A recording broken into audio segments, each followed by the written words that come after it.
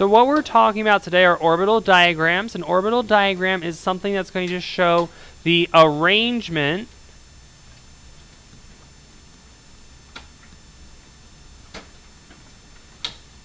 of electrons in an atom.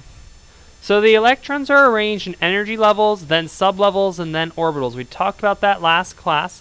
Each orbital can only contain 2 electrons. So that has a big impact on our overall reaction, or our overall atom. So there's 3 primary rules that we have to follow. The first one is the Aufbau principle. The Aufbau principle states an electron will occupy the lowest, let's zoom in a little bit, the lowest energy orbital that can receive it. So in order to determine which orbital will have the lowest energy, we're going to take a look, we're going to use the periodic table. Okay, so that's the Aufbau principle. The next one is Hund's rule.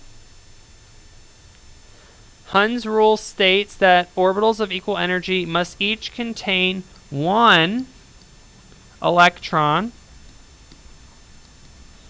before pairing begins. So a good example of this is to think of a school bus. On a school bus, let's say there's 25 seats and 25 students. Most likely, there's going to be 1 student per seat because there's space for it. Once you add 26 students, then 1 seat will have to have 2 students. So first, we're going to fill up each orbital with 1 electron before we begin pairing. And then the Pauli exclusion principle states that if 2 electrons are to occupy the same orbital, they must be spinning opposite directions.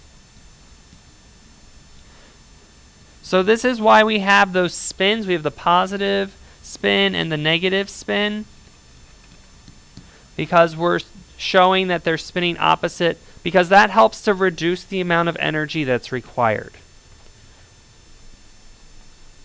So down below, we have the periodic table showing the different sublevels. The periodic table works out to show that they are actually organized in terms of sublevels. So the bluish color here represents the S sublevel. The yellow color represents the P. The red color represents the D. And then the green color represents the F. So if you remember back to the last video, the order of sublevels go S, P, D, and then F. So if you take a look at the atoms that we have on the periodic table, it ends up going in that order. So if the first energy level, we only have the S. The second energy level, we have the S and the P, so on and so forth. So these numbers, which are the period numbers, actually help us to determine the energy level. So sublevels we determine by the sections, and orbitals determined by the number of columns per section. So each element on the periodic table, or each column, represents 1 electron. So if you have 2 electrons, every 2 electrons, or 2 elements, represent 1 orbital. So this is reinforcing that S orbitals, or S sublevels, have 1 orbital. P sublevels have 3 orbitals.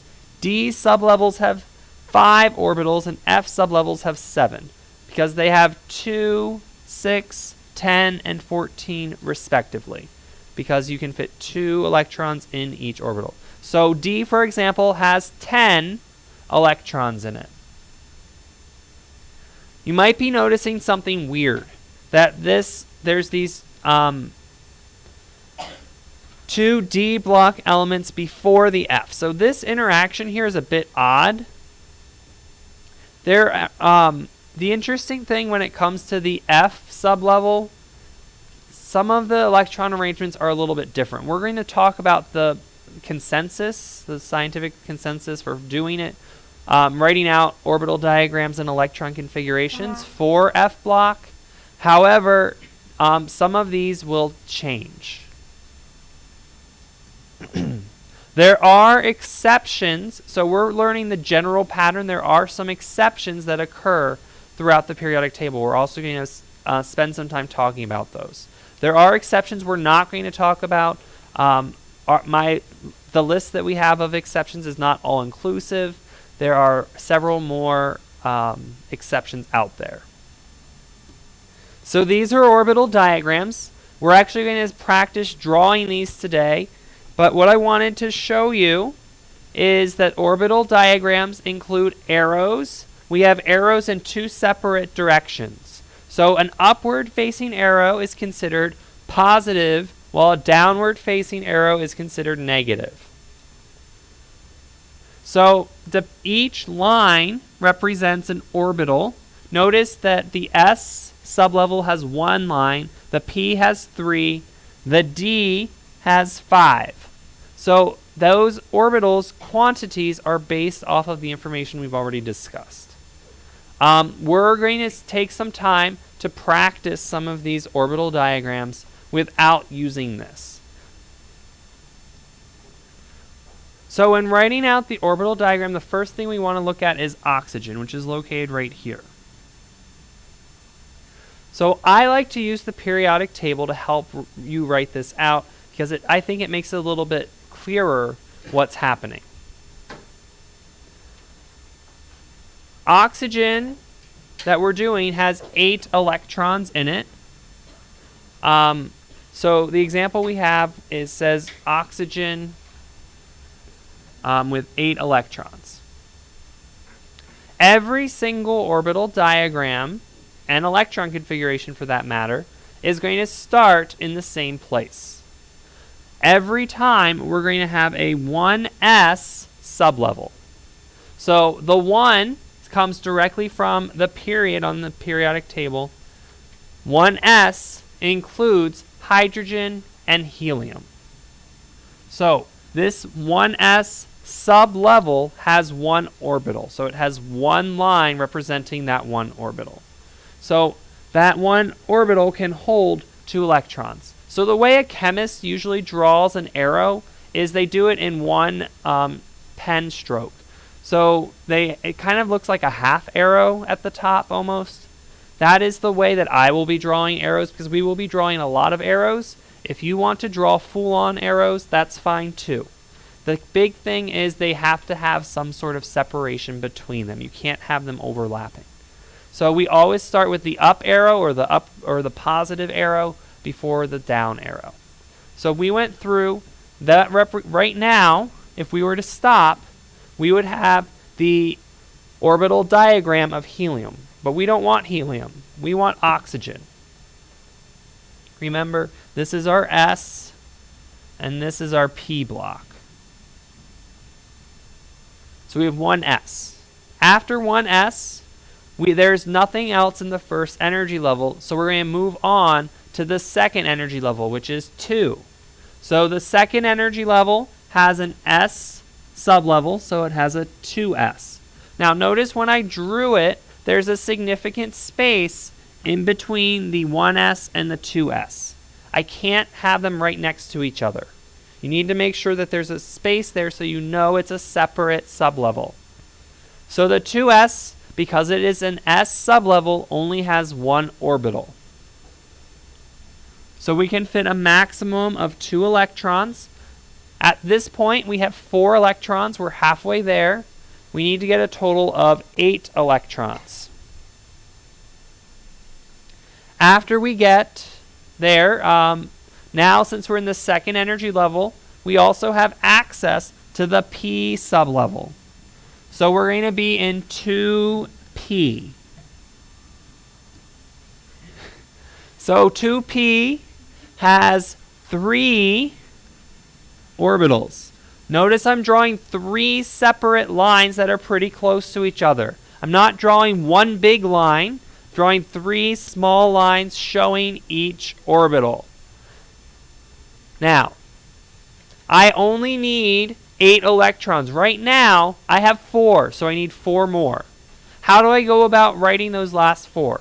Well, if we follow the appropriate rules, the first thing we have to do is add 1 electron to each orbital. I have to have 1 in each before pairing. So right now, I have 1 in each, but I don't have enough electrons still. I need 1 more electron, so that is when I start pairing. So this right here is the orbital diagram for oxygen.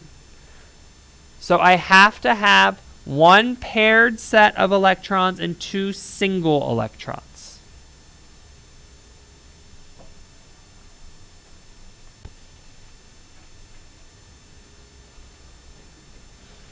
The next element we're going to take a look at is arsenic, which is As. Arsenic, which is located right here on our periodic table, has 33 electrons. So we have a ways to go here before we finish writing arsenic. So the first thing we're going to take a look at is, where do we start? Well, we always start at the very first electron, which is located in the first energy level in the S sublevel.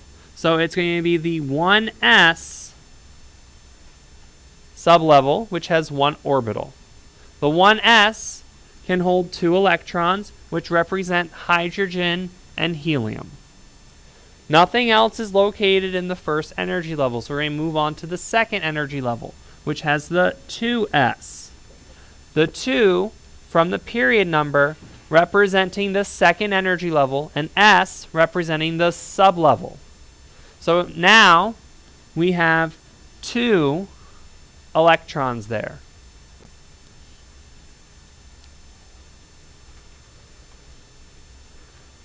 Next, we now will go through the 2p, which has 3 orbitals in it with 3 separate lines. So I'm going to draw 3 electrons and then 3 downward facing electrons, representing all 6 electrons in the 2p sublevel. Nothing else in the second energy level, so I'm going to move on to the third. The third energy level, right here, we're going to go to 3s. 3s can hold 2 electrons. Up to this point, I only have 12 electrons. I need 33. But I'm making progress. I'm getting closer. So after 3s, we're going to go to 3p, which has 3 orbitals. The big thing with orbital diagrams is, first of all, neatness. You have to make sure your numbers, your lines are clearly different from each other, so it looks like you have the correct number of orbitals. So 3p can hold 6 electrons, which represents this block right here.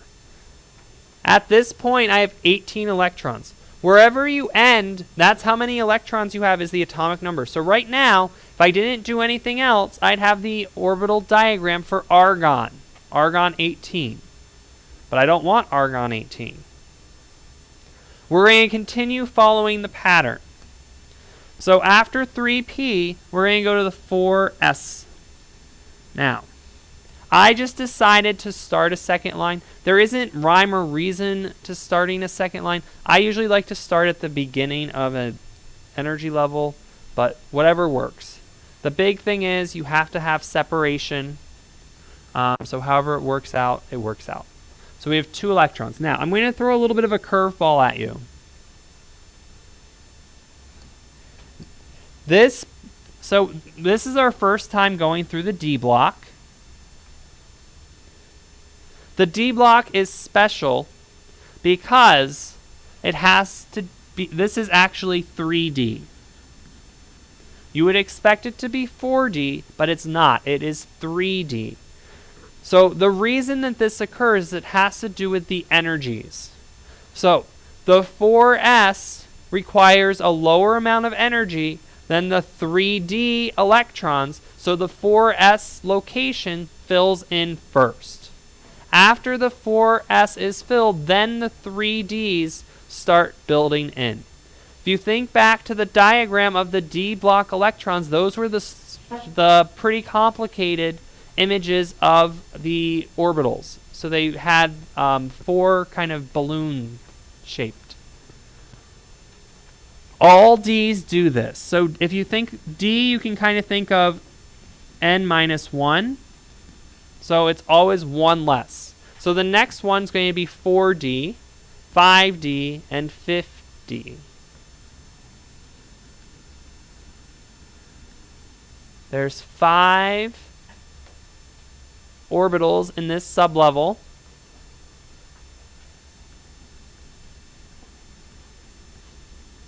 Meaning we can fit 10 electrons. After those 10 electrons, we now have 30 electrons. We're almost there. We need to go back to 4. We're going to have 4p with 3 orbitals with 3 electrons. So we're going to have 1, 2, 3 electrons. I now have the electron arrangement of arsenic.